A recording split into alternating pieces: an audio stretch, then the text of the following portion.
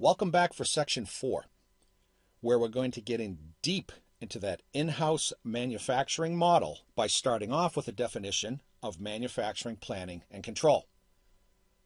MP&C is the process through which high-level strategic and financial planning is linked to downstream functions within an organization. Needless to say, this bullet requires some elaboration. We do our own manufacturing. We have to have certain objectives, marketplace-driven objectives, and financial planning in place. What products are we going to make? What are their features going to be? How are we going to finance all of these operations? These are the high-level things. We're not going to focus too much on that. Our focus is on the resulting downstream functions that are a result of strategic objectives and financial planning. Master production scheduling, production runs, materials planning, inbound logistics. That's what we're talking about. But for clarification and future elaboration, let's say that manufacturing planning and control activities include high-level production planning. What products are we going to make? Where are we going to make them? Maybe we have 3 or 4 plants in the United States. We have to make decisions about what's made where. That's a part of production planning. Master production scheduling is that more tactical activity. That's really what we're talking about. The scheduling of production runs over the short term at a specific plant or plants. Material requirements planning, we've mentioned a couple of times now, a very important component of MP&C. Capacity planning, how do we utilize the production capacity that we have to align with forecasts and customer orders and the prioritization of manufacturing for customer orders. And of course, the whole inbound logistics piece, getting raw materials from vendors, from suppliers overseas into a production environment. That's really what MP&C is. This is a visual portrayal, little supply chain perspective here on what MP&C looks like. We mentioned a moment ago the high-level strategic activities, marketing planning, strategic planning, financial planning. Our focus is on the tactical component. But what goes on in a tactical area, sometimes referred to as the front end, is based upon what those strategic outcomes are. It's a trickle-down effect.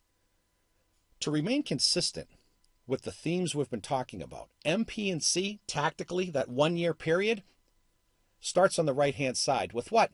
Demand management, the forecast, the receipt of actual customer orders that are going to influence production planning and master production scheduling, especially the programming of production runs at our U.S. plant or plants based on the sales forecast and the receipt of actual customer orders.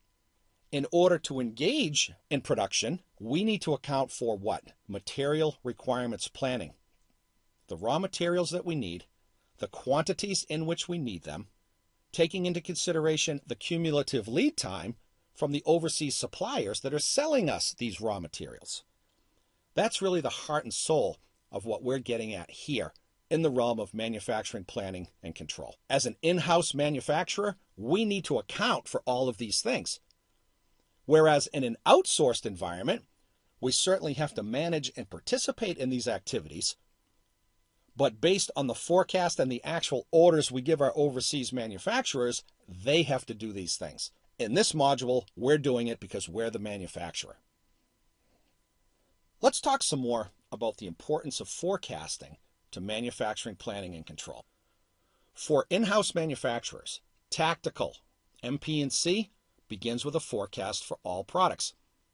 Finished goods, independent demand, as we've said previously. And tactical, we mean a year's planning. As we articulated a moment ago, forecasts for independent demand, along with actual customer orders, is what drives all subsequent activities.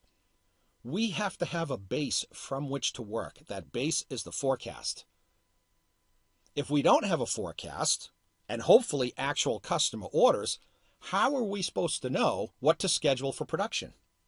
What to make, in what quantities, in what sequence? How to prioritize. All of that is based on forecasts and actual customer demand. We also said a moment ago, MRP, one of our favorite subjects because it really is the essence of importing raw materials into a production environment. Talking about raw materials, MRP. Based on that forecast and actual customer orders, what are we going to need for raw materials? When are we going to need them? What do we have already in inventory? And what are the net quantities of raw materials that we have to bring in from overseas? That ties into capacity planning. How do we use the fixed assets, our plant and production equipment, to our advantage to meet customer demand? How do we engage in other activities like sourcing, deciding where to buy raw materials overseas, and the actual purchase of those raw materials? We have some great modules on sourcing and purchasing coming up. And the inbound logistics piece, because we have to get those raw materials into our plant or plants. To summarize, all of that depends, at least initially, on a forecast. Forecasting and the importation of raw materials, getting down to the core of the conversation. Forecasts are especially important to manufacturers that import raw materials because, again, how are they supposed to know how much to import, what to import, and when to do it if they don't have a baseline from which to work? Because the forecast drives master production scheduling, the timing and quantities, remember that, timing and quantities of raw material purchases from overseas vendors is critical because we can't manufacture without raw materials. Think about this in our last bullet, and it's true. The greater the number of countries sourced from and suppliers in each country, the more complex the operation. If we're a manufacturer with a plant in Boise, Idaho, and we import one raw material from one vendor in Italy, there's nothing easy about that, but it's certainly easier than if we had 350 raw materials vendors in 40 countries around the world feeding into 10 plants in the United States.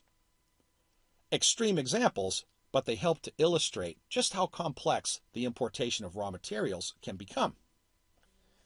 Continuing along, the timing and quantities of raw material purchases are also influenced by a company's manufacturing model.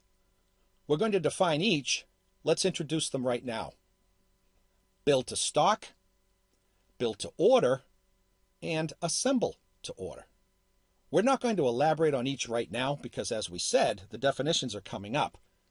But decisions as a manufacturer about what we manufacture and what our policies are around manufacturing are really important. Stay tuned for those definitions.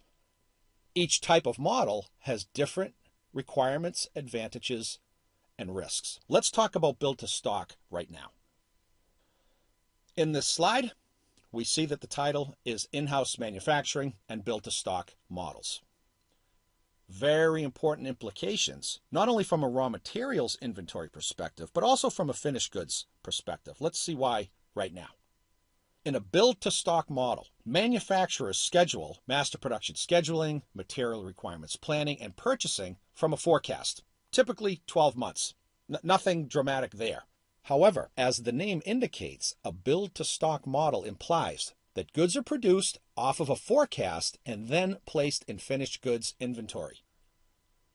Put in a warehouse with our fingers crossed, hoping that someone buys this stuff. There are advantages to that. There are disadvantages to that.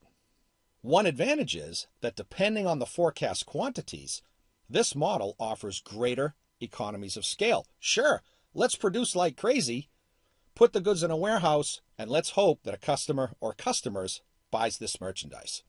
Good for manufacturing, probably not so good for inventory investment. More on that later. Now, starting to wrap up this section, let's say that greater economies of scale can definitely foster more predictable purchasing patterns for raw materials. Sure, we know we're going to make a certain amount off of a forecast, whether the forecast is right or not. That fosters predictability. That predictability trickles down into the quantities and timing of purchases of raw materials from overseas vendors. It also allows for larger quantity discounts from those overseas vendors for the raw materials that we're purchasing. But we still have to sell the merchandise that we make. That's a different story. Second bullet, build to stock requires considerable investments in raw materials, work in process, and definitely finished goods, because the finished goods are what we're putting out into a warehouse and hoping they get bought. But if the goal is build to stock, greater economies of scale, drive down our unit costs across our fixed costs, we're going to need the raw materials to pull that off.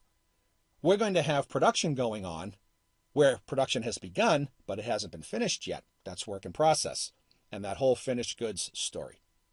From a realistic perspective, build-to-stock models are oftentimes less sensitive to customer demand, actual customer orders.